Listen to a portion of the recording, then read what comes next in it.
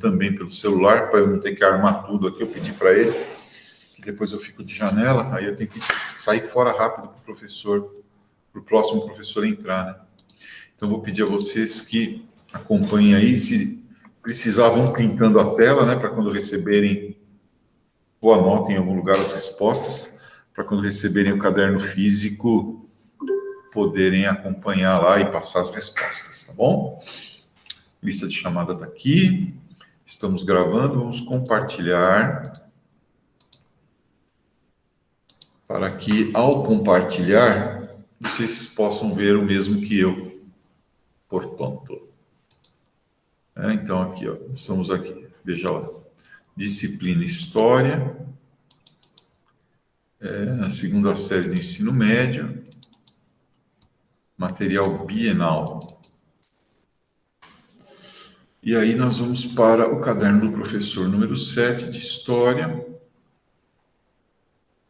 Você desenha, anota durante a aula, né, e tudo será descartado ao terminar, tá bom? Então, vamos ativar o modo aula, pronto.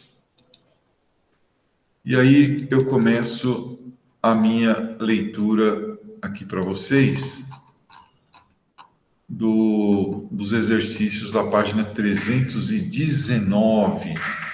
Exercício da página 319, que diz o seguinte: 26 de julho de 1930. Ó. Notem bem. O João Pessoa foi assassinado em julho, e aí de julho até... a Camila também está aqui. De julho até outubro, nós tivemos o espaço que começou a Revolução. Então, a Revolução, ela é desencadeada, em verdade, já em 1930, né? Em outubro, bom dia, Camila. Em outubro de 1930, dia 3 de outubro de 1930.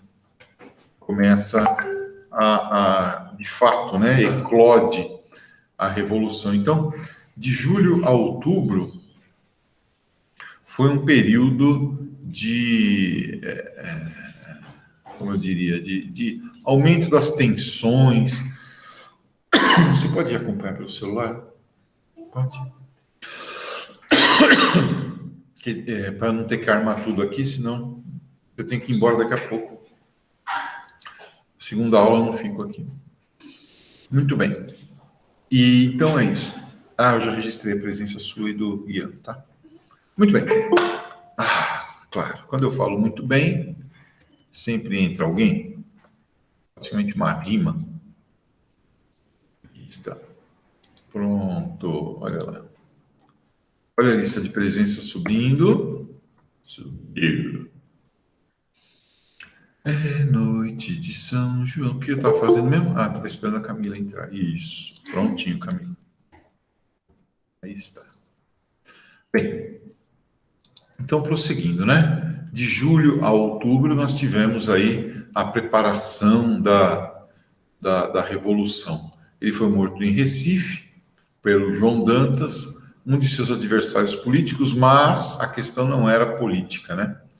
Tal fato desencadeou a Revolução de 1930, que tinha um antecedente importante.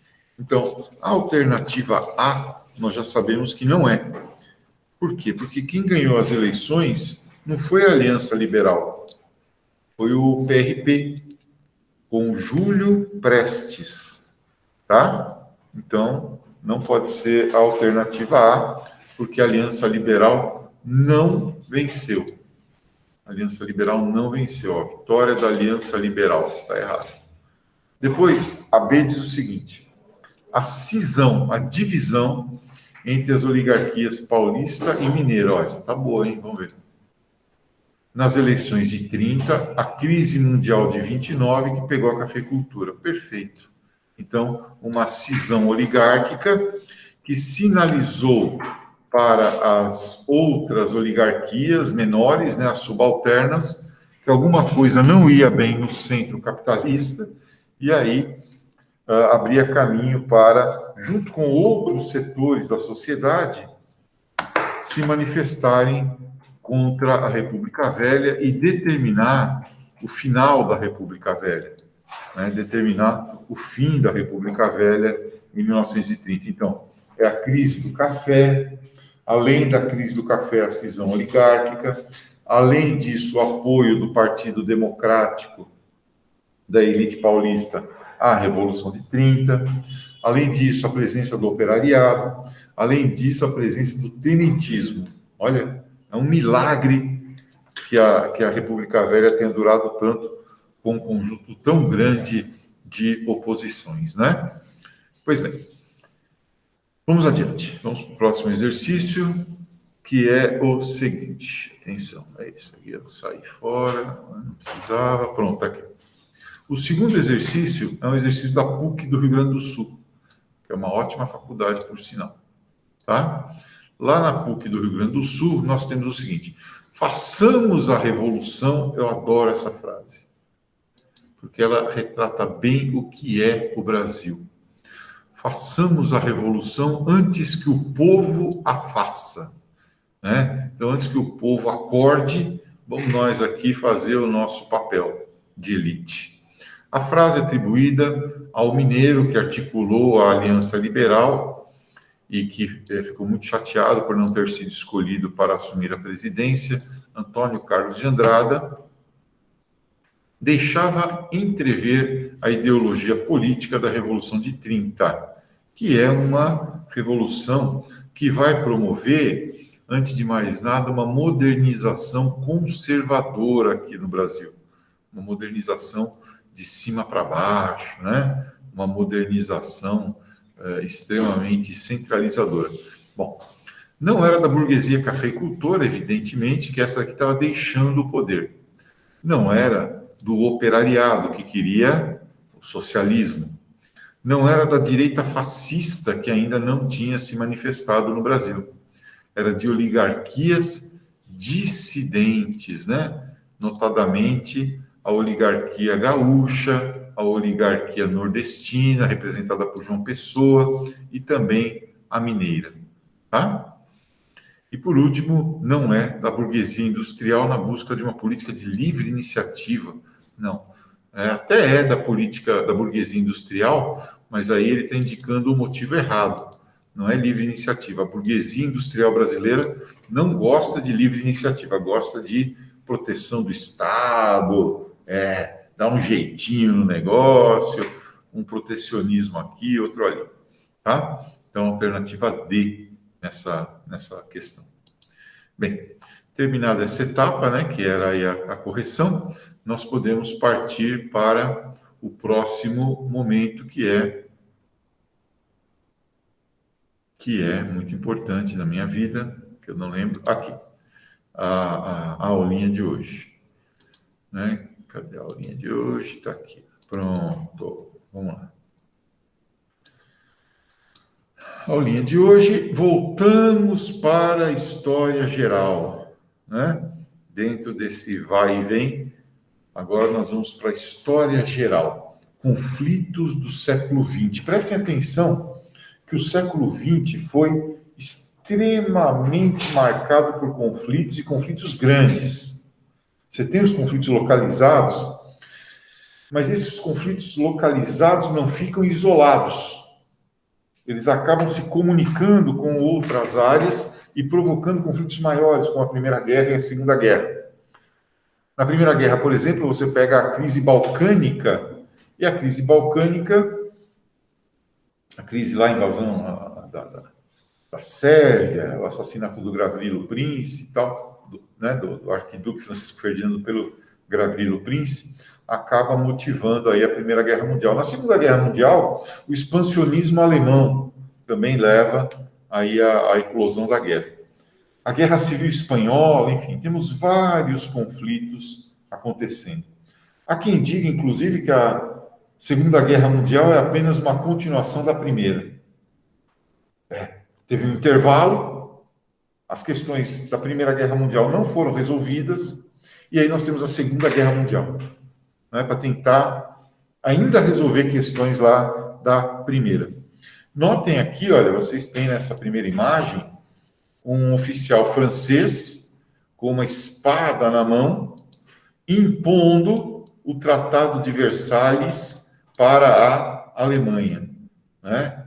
Então, olha, você deve pagar por todos os danos a civis, em terra, mar ou ar, né? Então, o Tratado de Versalhes foi profundamente injusto com a Alemanha, motivando nos alemães o desejo do revanchismo. E a espada aí está mostrando como esse tratado foi imposto à Alemanha, né?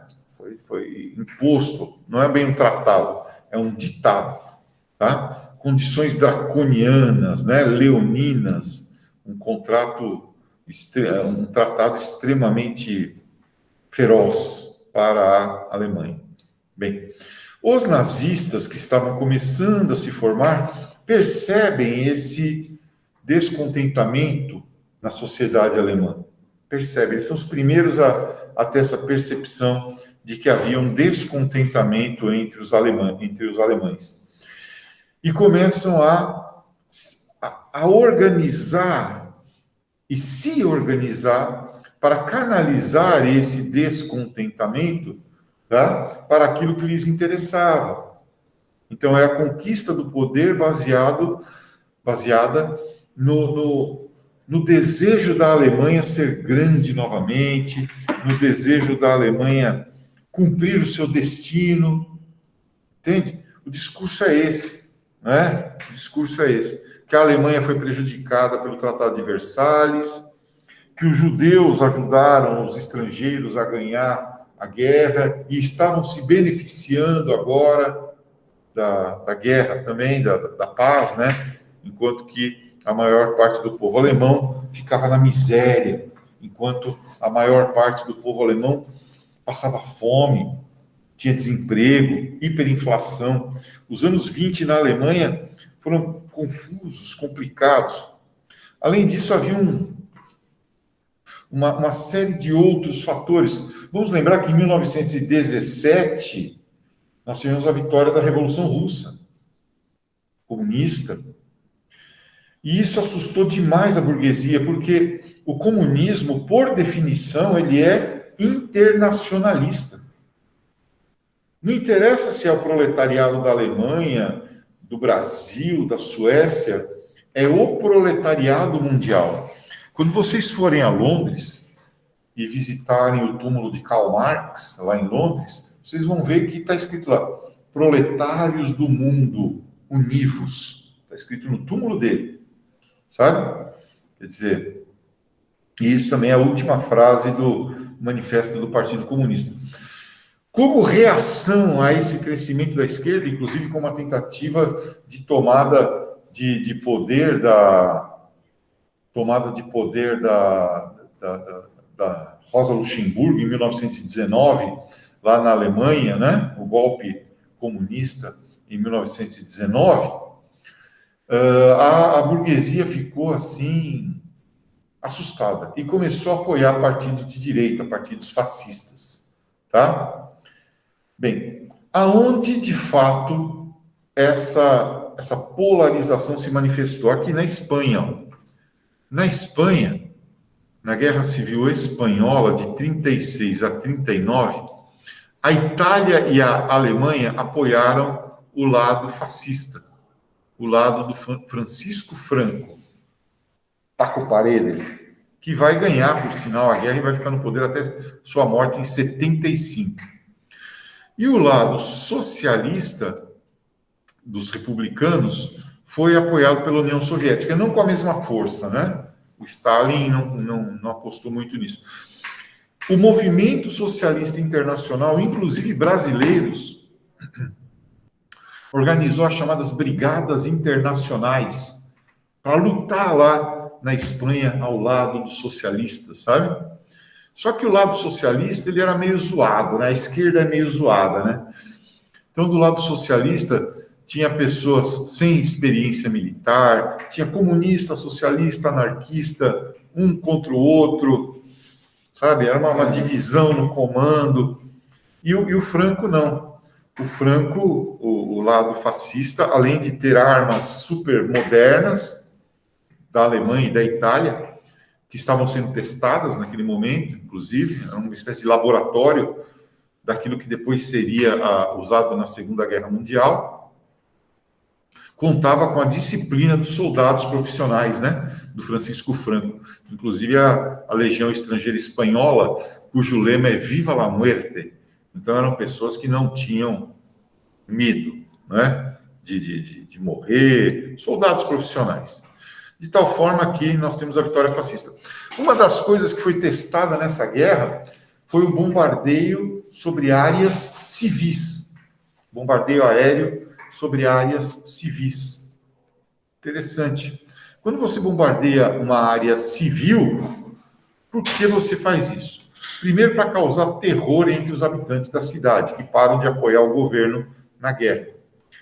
Porque você vê seu filho morrer, a guerra chega até sua casa, que se for acertada, deixa de existir. Se for atingido, deixa de existir. Além disso, quando você bombardeia uma área civil, as pessoas que moram nessas casas fogem e vão para as estradas e entopem as estradas, impedindo que as tropas se desloquem, atrasando a movimentação das tropas para defender a nação em caso de um ataque terrestre. Então tem uma lógica bastante perversa, né? Que até então nunca tinha sido testada e que, digamos assim, apareceu pela primeira vez lá na Guerra Civil Espanhola, num ataque a uma pequena vila do norte da Espanha, chamada Guernica, que virou o nome de um quadro de Pablo Picasso, que ficou exposto lá em Nova York, e só foi para a Espanha depois que Francisco Franco morreu. Contam que, quando Picasso expôs o quadro, lá nos Estados Unidos, os Estados Unidos e a Alemanha ainda não estavam em guerra, né? Aí um oficial nazista que estava lá, olhou para o Picasso, reconheceu ele e falou: "Ah, o senhor é o autor desse quadro, o quadro Guernica, né, que mostra o bombardeio da cidade?" Ele falou: "Não, você é o autor." Oi? Isso.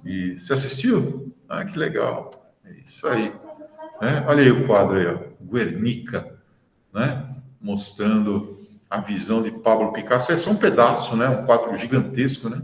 Mostrando só um pedaço de como ele enxergou o bombardeio a essa cidade, né? O massacre que foi, todas as pessoas, fogo aqui, né? O pessoal olhando para o alto e desesperado, né? Olha lá. Então, a demonstração do bombardeio alemão à cidade de Guernica. Bem, também nessa mesma época, a Alemanha demonstrou que não pretendia seguir as determinações do Tratado de Versalhes. E, aliás, esse foi o primeiro grande desrespeito que os aliados, França e Inglaterra, aceitaram de Hitler. Porque havia a ideia, primeiro, de que Hitler havia sido muito maltratado, a Alemanha, havia sido muito maltratada pelo Tratado de Versalhes, pelos novos governantes que assumiram depois da guerra. Segundo, havia um pacifismo, um cansaço de conflitos na França e na Alemanha, na França e na Inglaterra. Então, eles não queriam ir para a guerra. Terceiro, havia a ideia geográfica, geopolítica, de que a Alemanha, na Europa Central, poderia conter o avanço do socialismo da Rússia em direção à Europa Ocidental. Então, seria uma espécie de barreira ao avanço do socialismo. E assim o Hitler foi avançando. Primeiro, numa política de rearmamento, inicialmente secreta, depois aberta. Segundo, ele reocupou a zona fronteiriça entre a França e a Alemanha, a região da Renânia, que estava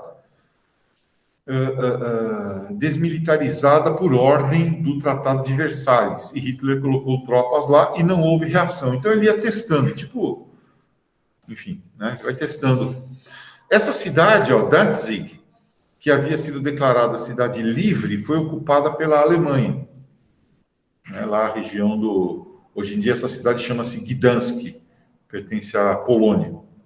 E, digamos assim, o quente mesmo, o primeiro passo importante, a anexação da Áustria, onde o movimento nazista, terra natal de Hitler, era fortíssimo.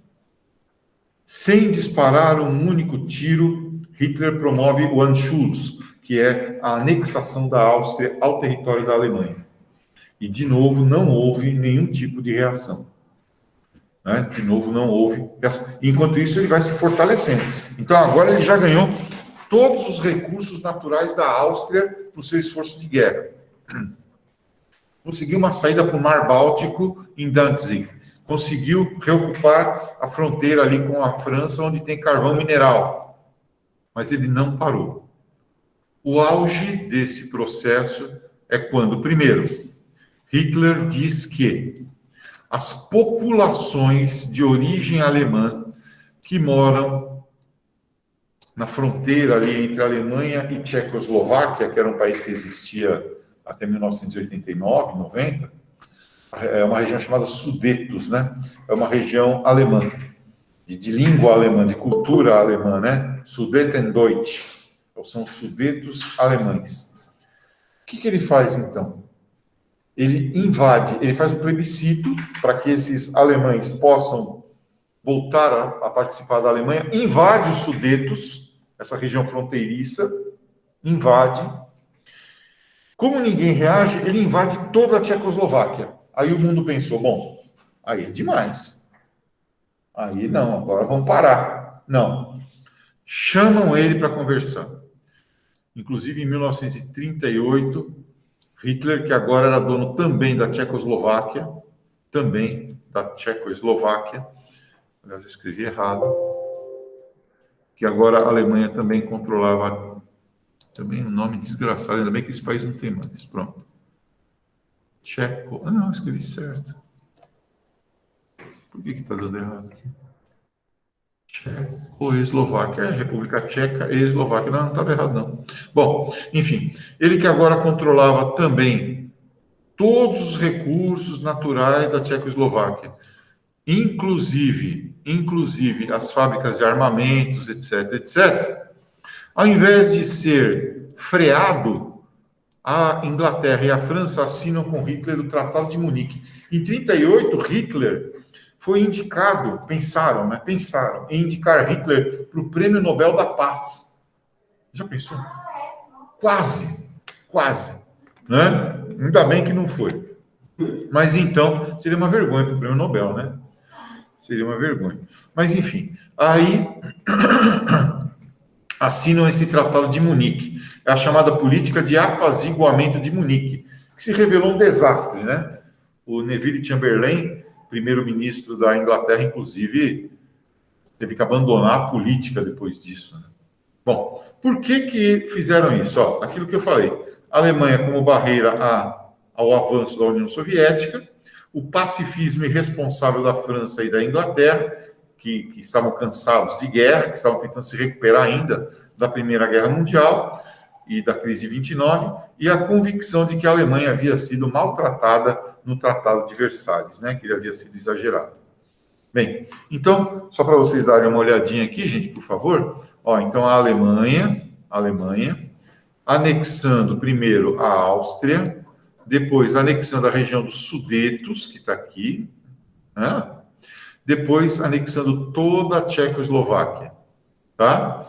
Aqui do lado ao norte, né, a cidade de Danzig está aqui em cima, né, no Mar Báltico, e a Renânia na fronteira com Alemanha e França, entre Alemanha e França. De um lado, então, nós temos o Neville Chamberlain, aqui, tá? O ministro francês lá, o Pétain, o Mussolini e o Hitler, né? Então, inclusive, aqui são os selos que criaram para comemorar esse tratado, aí, o Tratado de Munique, que foi uma desgraça. Bom, só que se vocês olharem para a banda de cá, ó, aqui assim, depois da Polônia, aqui, ó, é a Rússia, tá? É a União Soviética. E aí deram um ultimato para Hitler: se você invadir a Polônia, nós vamos defender a Polônia. França e Inglaterra disseram, achando que Hitler não invadiria a Polônia porque do outro lado está a Rússia, do outro lado da fronteira polonesa. E que se ele invadisse a Polônia, a Rússia, a União Soviética, se sentindo ameaçada, atacaria Hitler. E ele teria que lutar em duas frentes de novo, como a Alemanha tinha feito na Primeira Guerra Mundial e acabou acontecendo na Segunda também e foi derrotado. Só que, em junho de 1939, Hitler surpreendeu o mundo e assinou um pacto de não agressão com a União Soviética, inclusive dividindo a Polônia. Ninguém esperava que ele fizesse isso. Ninguém. E ele, então, após assinar o pacto Molotov-Ribbentrop, né?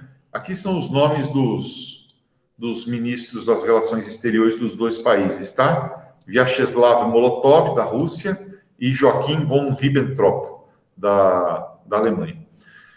Ele tem o caminho aberto, aqui até o pacto Molotov-Ribbentrop, né? O casamento entre o Hitler e a União Soviética ali, representada pelo Stalin.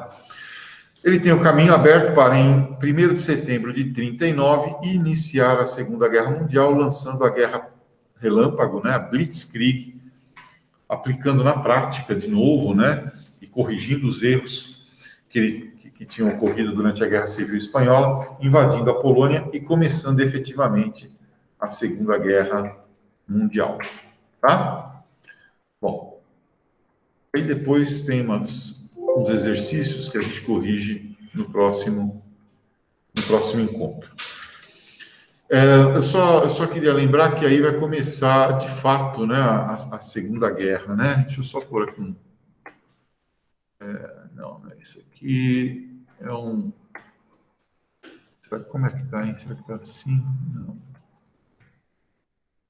Não. Peraí que eu tô procurando um negócio aqui. Será que eu não salvei para cá? Vou ver uma coisa aqui. Eu queria mostrar para vocês até onde ele já chegou, né? Então, eu acho que eu não tenho aqui, não. Deve estar em outro lugar. Depois eu mostro, não tem problema. Bem, então, o próximo passo, né, a próxima etapa será, de fato, a Segunda Guerra Mundial. Tá bom? Muito bem, agora eu vou deixá-los em paz para que vocês possam se preparar para a dificílima prova de... A química? Para que vocês não se preparem para a prova que vem vindo por aí, porque antes tem a aula de química. Então, daqui a pouquinho o professor de química já entra aqui, e aí vai dar tudo certo na vida de vocês, tá bom? Boa prova, bom final de semana aí em casa. O pessoal aqui ainda fica mais 10 minutinhos de castigo comigo. Fiquem com Deus. Tchau, tchau. Tchau, professor. Tchau. Semana que vem é só até quarta-feira, né? Oi? Semana